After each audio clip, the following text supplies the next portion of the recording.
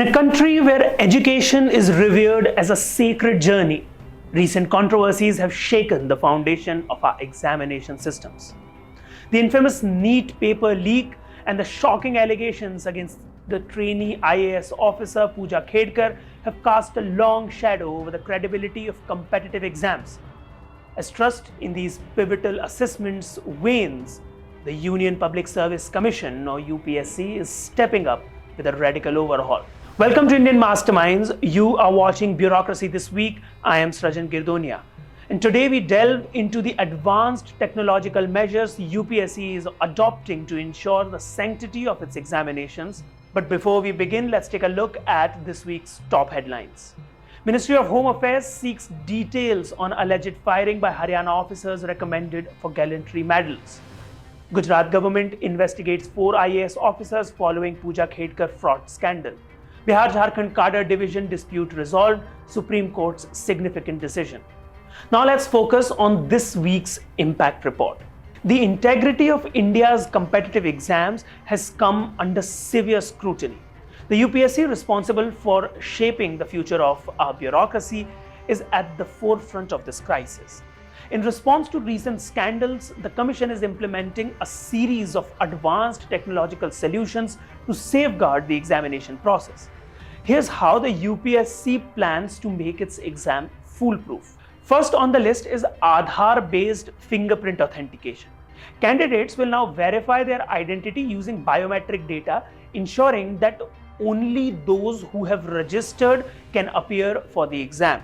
This is complemented by facial recognition systems, which add an extra layer of security. On exam day, fingerprint scanners and facial recognition devices will be deployed at all examination centers. During the online registration process, applicants will submit their biometric details, including fingerprints and facial images. These details will be securely stored and then matched against the candidate's biometric data on the exam day. This system ensures that the candidates appearing for the exam is the same individual who registered, thus preventing impersonation and identity fraud.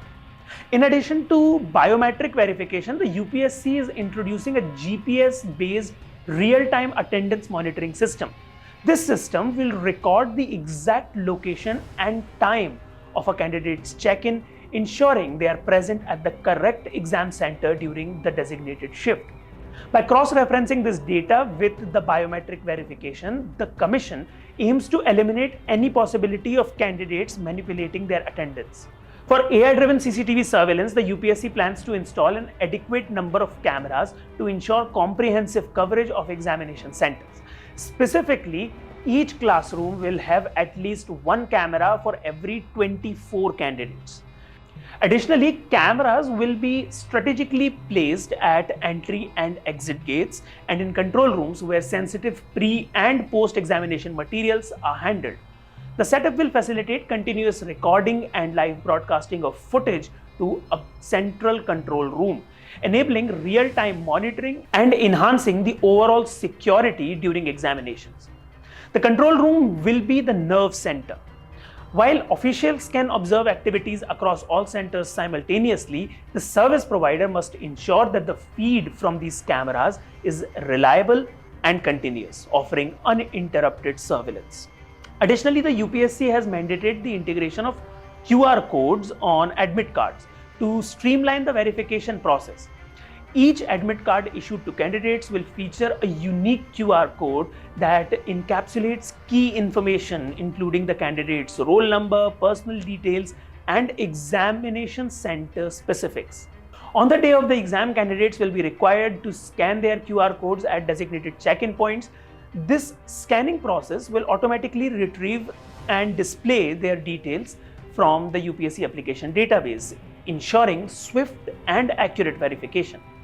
This digital approach reduces the likelihood of manual entry errors, which can occur with traditional methods, and speed up the check-in procedure, minimizing delays. However, in scenarios where a QR code scan fails due to technical issues or damaged codes, officials will have a backup method. They can manually enter the candidate's roll number into the system to access the necessary information. To grasp the scale of the UPSC's examination system, consider this. The UPSC administers 14 major examinations each year, with the Civil Services Examination or CSE being the most prominent among them. In 2023, the CSE alone attracted over 1 million applications. Out of these, approximately 5,90,000, so almost 6 lakh candidates actually appeared for the exam, highlighting the immense volume of participants involved. This staggering number not only underscores the significance of UPSC examinations, but also amplifies the need for stringent security measures to ensure the integrity and smooth conduct of these high-stakes tests. Given the number of candidates, even minor lapses in security can have far-reaching implications, making it imperative to implement robust, technology-driven safeguards to maintain the credibility of the examination process. The urgency of these reforms is underscored by a series of high-profile controversies that have rocked India's examination systems.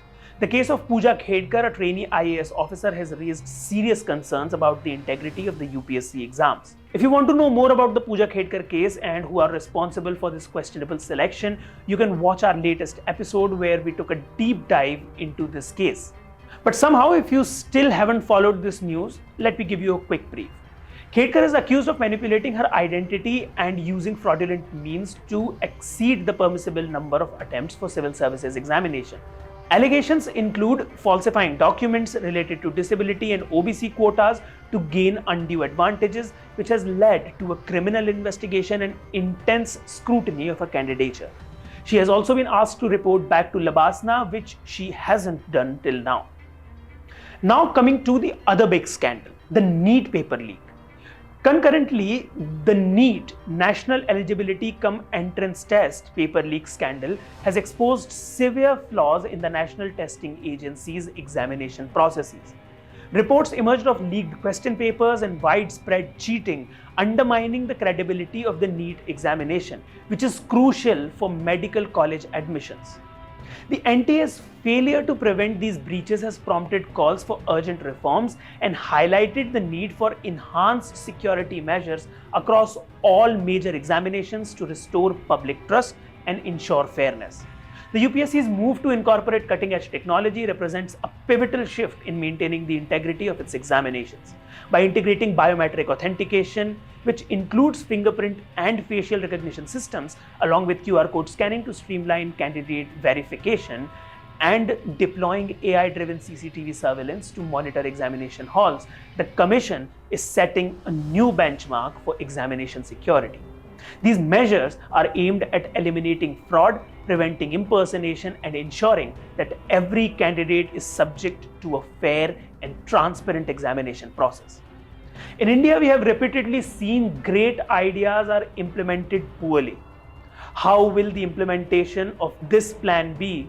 We will have to wait and see. But using advanced tech to make exams more robust is surely a good idea and shows UPSC's forward thinking. As we move ahead, if implemented and maintained correctly, these measures will play a crucial role in preserving the integrity of our competitive exams, ensuring that merit and fairness remain at the heart of the selection process. Now let's take a look at this week's news in the Civil Service Roundup. The Union Ministry of Home Affairs has sought detailed information regarding the alleged firing by 2 IPS officers and 2 Haryana Police Service officers. These officers, along with 2 others, have been recommended by the Haryana government for the Police Medal for Gallantry for their actions in stopping farmers at the state's Shambhu border during the Delhi Chalo movement in February. This request from the MHA comes amid criticism from Punjab Vidhan Sabha Speaker Kultar Singh Sandhwan, who has urged Prime Minister Narendra Modi to reconsider the recommendations.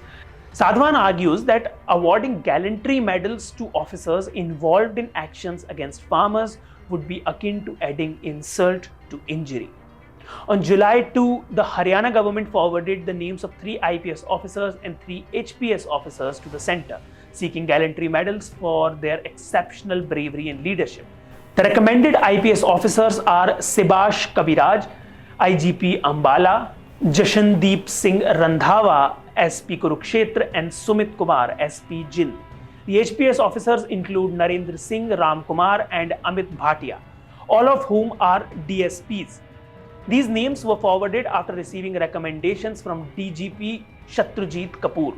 However, on July 8, the MHA sent 2 communications to the Haryana Home Department noting that all requisite details had not been provided with the online applications. According to the multiple sources familiar with the communication while they were talking to media, the MHA pointed out that the details about the firing and the status of criminal cases against the educators had not been uploaded.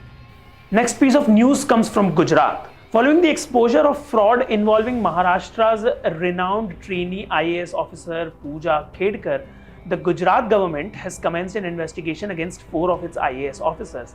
These officers belonging to the Gujarat cadre secured their IAS positions using disability certificates. The General Administration Departments or GAD of the Gujarat government has initiated this probe, which includes 3 junior officers and 1 senior level officer. Now we come to the Bihar-Jharkhand cadre dispute, which has been resolved in the Supreme Court. It was decided by mutual agreement between the Bihar and Jharkhand governments that officers who were given the option to remain in Bihar after the final cadre division would not have their seniority affected regardless of their year of appointment. After the bifurcation of Bihar, the issue of seniority for officers who were transferred to Jharkhand had been a long-standing and contentious matter. The outcome is a significant resolution of the cadre division dispute between Bihar and Jharkhand, ensuring that officers' seniority is maintained as per the agreed terms and putting an end to a prolonged issue. So this was all the news for this week. We will be back next week. Till then, stay curious, stay informed, and stay tuned to Indian Masterminds. This is Rajan Girdunia signing off. Thank you for watching.